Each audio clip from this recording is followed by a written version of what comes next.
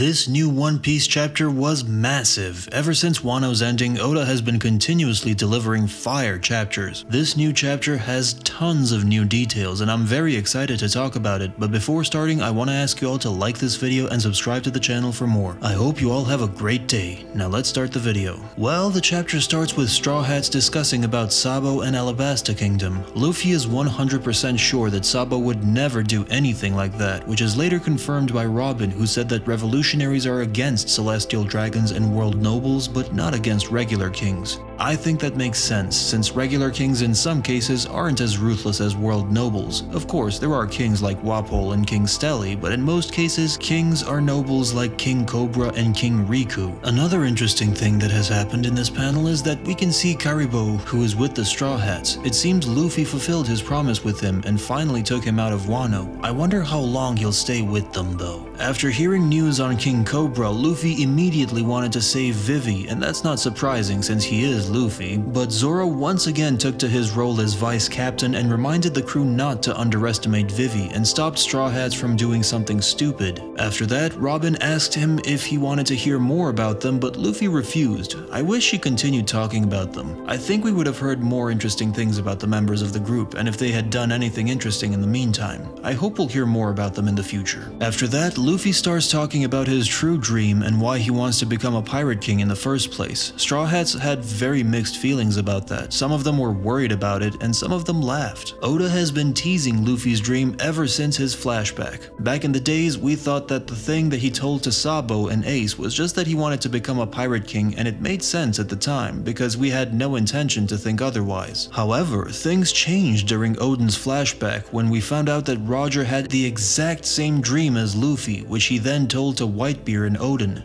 I really wonder what his true dream is, and I hope we will one day find out what that is. I plan on doing a separate video on that, so stay tuned for it. It seems it's something that you need to be the Pirate King in order to be able to do, and in order for that to happen, they need to find the final poneglyph. Robin's sentence made me kind of emotional. They're on their way to find the final poneglyph. It looks like we really are into the final chapter of the series, and that's why things are escalating too quickly in these past chapters. However, after Robin's line, the most interesting part of the chapter begins. The scene is shifted to the world government and we finally see Im-sama and Gorosei. They are talking about Sabo and how he unfortunately is to be in Leloucha Kingdom. This kingdom was one of the 8 nations that rebelled a few days ago, and it would be an ideal place for him to seek refuge, because the Leloucha Kingdom is the worst place he could choose to be in that moment. The scene then shifts to Sabo, who told Dragon and other revolutionaries that he wasn't the one who killed King Cobra. He then continues talking about Im-sama and how he saw that the empty throne wasn't empty at all, but it seems Dragon and the revolutionaries weren't able to hear that, since on this panel we can read Marines saying cut the signal to the surveillance division's transporter snails. We finally got a glimpse of Im-sama's power. He crossed the Leloucha Kingdom off the map and the kingdom just vanished, like it never existed. I think we have never seen a bigger power featured in One Piece. He just erased that kingdom in a matter of seconds. But what did he use? Was it a devil fruit or haki? Well, I think it was neither.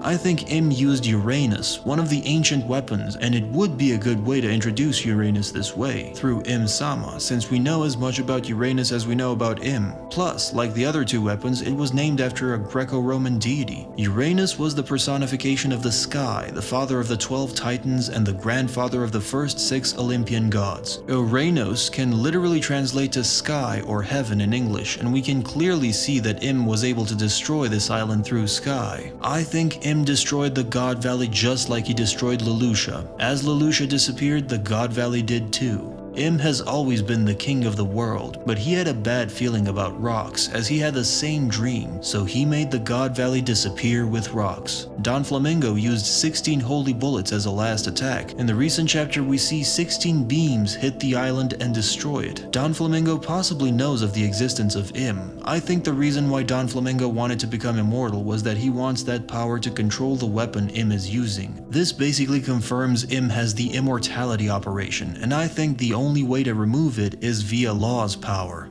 Law will be the biggest reason for Im's defeat. The reason why Imu specifically chose Leloucha could be because of Sabo, who was the first to see Im and make it out alive. He saw Imu kill Cobra, which is why Im wanted to instantly kill him, leaving no trace behind. Im has been the king of the world since the Void Century and has never left any trace of himself, but on that day, he messed up. I'm quite worried about Sabo. Ever since the Dressrosa arc ended, we've been getting hints about his possible death, and I think it's like the third time when he died in the narrative. I wonder how he escaped Im's destructive power, and what the revolutionaries' reaction will be after hearing of Im's existence. I wonder if Sabo and the revolutionaries contact the Morgans about Im's existence and how the whole world reacts to the information. I am pretty sure that it would cause the whole world to be in chaos, and civil war would begin in the whole planet, but I doubt that the world government would allow such a thing to happen. But let's see, I plan on doing a video about Im-sama and his full story and powers, so stay tuned for that. At the end of the chapter, we can see the Straw Hats who are near the new island. The weather is extremely harsh and it's freezing. Suddenly, the Straw Hats saw giant warm Ed. Sanji was able to flex his observation haki there. He had sensed Bonney in that water, was able to tell that she's a girl, and even knew that she was crying. Zoro decided to cut her, and then they saw a little girl there, who turned out to be Jewelry Bonney from the worst generation. For some reason, she is small, and due to the fact that she is in water and that Devil Fruit users lose their fruit powers, it makes me think that this is Bonnie's original body, and she is in fact a little kid who was constantly making herself old. Bonney has been one of the most interesting characters in the series, and the most interesting supernova besides Zoro and Luffy in my opinion. And the thing that intrigues me the most about her is that Bonney seemingly has some kind of, as of yet unclear, relationship to Kuma. However, the nature of said relationship seems to be a positive one, as she shows an intense rage towards the world government for enslaving him and allowing him to suffer abuse at the hands of the world nobles. I hope we'll find out about that in the upcoming chapters and learn more about her. Anyway, I guess this is all for today. This chapter has been one of the best ones so far, and we learned so many things, and I'm sure hype will continue in the upcoming chapters as well. Anyway, what do you think about Im-sama, Sabo, and this chapter? Let me know in the comments, like this video, and subscribe to the channel for more. Blackleg Vinsmoke out.